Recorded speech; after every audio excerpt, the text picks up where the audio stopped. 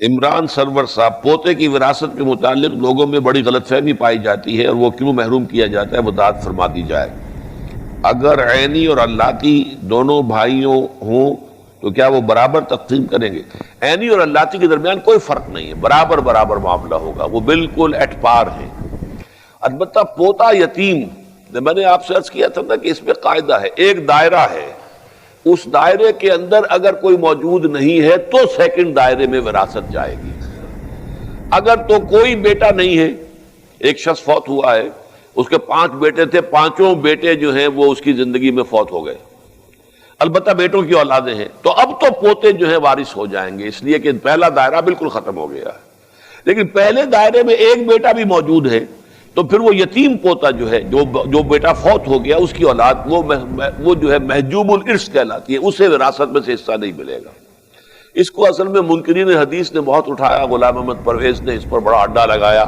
اور بڑا جو ہے علماء کے اوپر اس پر تنقید کی ہے، لیکن اصول ہوتے ہیں، ہر معاملے کے اندر کچھ اصول ہیں، اصولوں کی زد میں کوئی شے آ جاتی ہے تو اس کو ماننا پڑتا ہے، پھر اصول یہی ہے۔ باقی یہ ہے کہ چونکہ یتیم پوتا وارث نہیں رہا، تہائی کی حد تک اس کی وصیت کی جا سکتی ہے۔ فوت ہونے والا دادا وہ اپنے یتیم پوتے کے لیے یا یتیم پوتوں کے لیے تہائی کی حد تک وصیت کر سکتا ہے یا اپنی زندگی میں ہبہ کر سکتا ہے۔ مطلب یہ کہ کمپنسیٹ کرنے کے تو بے شمار ہیں، ہبہ جو ہے وہ کر سکتا ہے کہ میرا یہ جو ہے بیٹا فوت ہو گیا تھا، اس کی اولاد ہے، میں اتنا ہبہ کر رہا ہوں، اس کا اختیار اس کو حاصل ہے۔ لیکن جہاں تک وراثت کا تقسیم کا معاملہ ہے، اگر ایک بیٹا موجود ہے تو پھر پوتا جو ہے سیکنڈ لائن تک وہ وراثت منتقل نہیں ہوگی۔ باپ موجود ہے تو دادا پردادا کو وراثت منتقل نہیں ہوگی۔ ہو سکتا ہے کسی کی زندگی میں اس کا باپ تو فوت ہو جائے اور دادا جو ہے وہ موجود ہو تو ٹھیک ہے، باپ نہیں ہے، دادا ہے، دادا کو وراثت مل جائے گی۔ لیکن اپنی زندگی میں انسان چاہے، اصل میں یہ جو ملکیت کا تصور ہے اسلام میں، یہ اینک میری ملکیت ہے، میں جس کو چاہوں دے دوں، جب چاہوں فروخت کر دوں، جس کو چاہوں ہدیہ کر دوں، جو بھی چاہوں، یہ میری ملکیت ہے۔ اسی طریقے سے اپنی ملکیت اپنی زندگی میں انسان ہبہ کر سکتا ہے، لیکن اس کا قبضہ بھی دینا ہوگا۔ ہبہ تبھی مکمل ہوتا ہے جب باقبضہ ہو، اور یہ کہ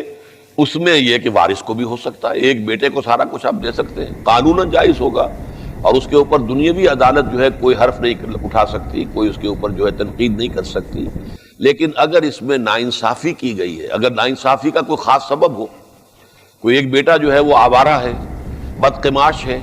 اور اندیشہ یہ ہے کہ وہ ساری جائیداد جو ہے بگاڑ دے گا، خراب کر دے گا، فرض کیجئے کوئی کسی کے پاس اس قسم کا کوئی عذر موجود ہے اور وہ 2 ہی بیٹے ہیں، تو وہ ساری جائیداد اگر ہبہ کر دیتا ہے اس بیٹے کو جس کو وہ کہتا ہے وہ صالح ہے، سمجھدار ہے، اب نفع نقصان کا جو ہے اس کو پورا فہم موجود ہے، تو اس کا جواز ہوگا۔ لیکن اگر ایسی کوئی شکل نہیں ہے اور خامخواہ جو ہے کسی ایک بیٹے کو آپ نے وراثت سے محروم کیا ہے، تو در حقیقت یہ بہت بڑا گناہ ہوگا۔ البتہ قانوناً اس کا حق حاصل ہے،